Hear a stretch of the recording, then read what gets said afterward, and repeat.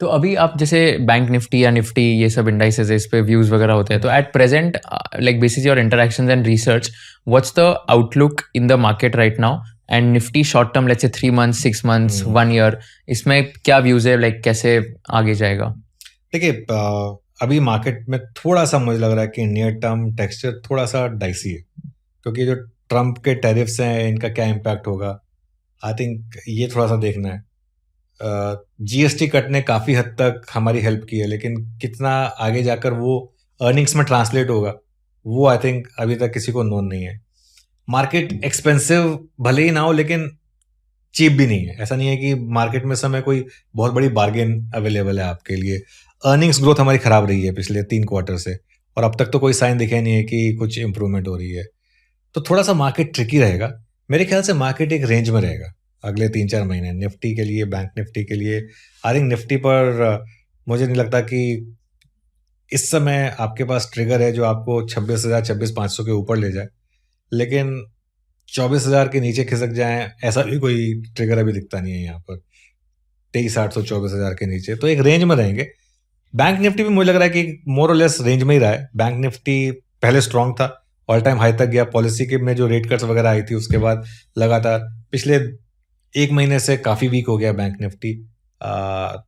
लेकिन यहाँ पर भी मोर और लेस एक रेंज है। मुझे लग रहा है कि थोड़ी सी बड़ी रेंज है यहाँ पे, लेकिन 52-53,000 डाउन साइड पर मुझे लग रहा है, और 56,000-57,000 अप साइड पर। तो एक बेसिक रेंज है ये मार्केट के लिए इस समय। और ये रेंज आप कितने मंथ्स के लिए बोल रहे हो, like in what time? I think for next 4-5 months, next 4-5 months मुझे लग रहा है कि एक रेंज शायद मार्केट रिस्पेक्ट करेगा इस रेंज को।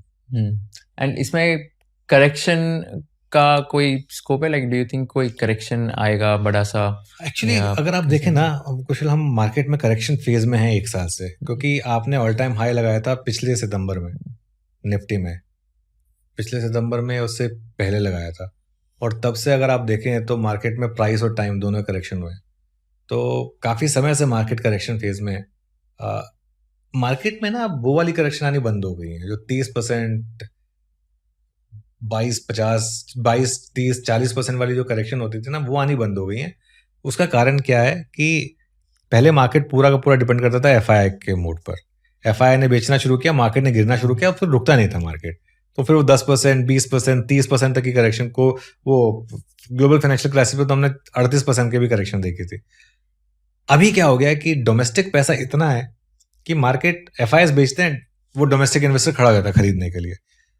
मार्केट चले ना भले ही बहुत ज्यादा, लेकिन गिरता नहीं है बहुत ज्यादा। तो जो भी करेक्शन आती है वो ज्यादातर इस समय टाइम करेक्शन है, प्राइस करेक्शन की बजाय। आपने 2 कॉल्स आपके 2 कॉल्स जो हुए थे वो काफी सक्सेसफुल हुए थे, right? One was the Brexit one and one was during the Covid time. तो ये दोनों की क्या स्टोरीज है, और आपने क्या बेसिस पे कॉन्ट्रेरियन कॉल्स दिए थे? बिकॉज बाकी सब लोग बोल रहे थे कि ऐसे नहीं होगा, तो क्या हुआ था एग्जैक्टली? देखिए, ब्रेक्जिट के टाइम पे पूरी दुनिया नेगेटिव हो गई थी। सबको लग रहा था कि ये वर्ल्ड रिसेशन में आ जाएगा। एक बार जब इजी लैंग्वेज में एक्सप्लेन करोगे क्या हुआ था सिनेरियो ब्रेक्जिट का and what happened and all? तो क्या हुआ था कि उस समय जो ब्रेक्जिट था, ब्रेक्जिट का क्या मतलब है कि उसका टर्म कहाँ से आया? ब्रिटेन जो है वो ब्रिटेन यूरोपियन यूनियन का हिस्सा था, और ब्रिटेन में बहुत लोगों को लगता था कि हम यूरोपियन यूनियन में रह के हमारा कोई फायदा नहीं, क्योंकि हमें नुकसान ही है, हमें बाकी के यूरोपियन देशों से कोई फायदा नहीं हो रहा, और हम उल्टा बाकी सबको चैरिटी दे रहे हैं। तो वहां पर एक डिबेट छिड़ी कि ब्रिटेन को यूरोपियन यूनियन से एग्जिट कर देना चाहिए। तो उसके लिए उसको टर्म दिया गया ब्रेक्जिट, BR फॉर ब्रिटेन, और एग्जिट मतलब एग्जिट। तो उसके लिए वोटिंग हुई, रेफरेंडम किया गया, सबने वोट किया कि हमें यूरोपियन यूनियन में रहना है या नहीं रहना है। उसमें जो लिबरल लॉबी थी, जो ऑब्वियसली चाहती थी कि आप बने रहें, सबका साथ सबका विकास वाली जो लॉबी होती है, और एक जो लॉबी होती है वो होती है कि नहीं, एक जैसे कहते हैं ना एकदम एक्सट्रीम राइट विंग, कि नहीं, हमारा देश जो है वो सेल्फ सफिशिएंट है, हमें किसी और के लिए चैरिटी करने की जरूरत नहीं है। तो उनके बीच में काफ़ी कॉन्फ्लिक्ट था। इवेंचुअली ब्रेक्जिट हुई, मतलब लोगों ने वोट किया कि हम यूरोपियन यूनियन में नहीं रहेंगे, हमें बाहर निकलना है।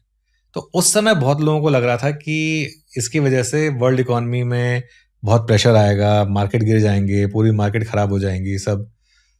तब मेरा एक व्यू ये बना था कि ब्रेग्जिट का वैसे भी हमारी इकोनॉमी, मेरा व्यू हमारी मार्केट को लेकर था, वर्ल्ड मार्केट को लेकर मेरा व्यू नहीं था। मेरा व्यू ये था कि हमारी मार्केट जो है ना वो लार्जली डोमेस्टिक फोकस है, हमारी इकोनॉमी लार्जली डोमेस्टिक ओरिएंटेड है।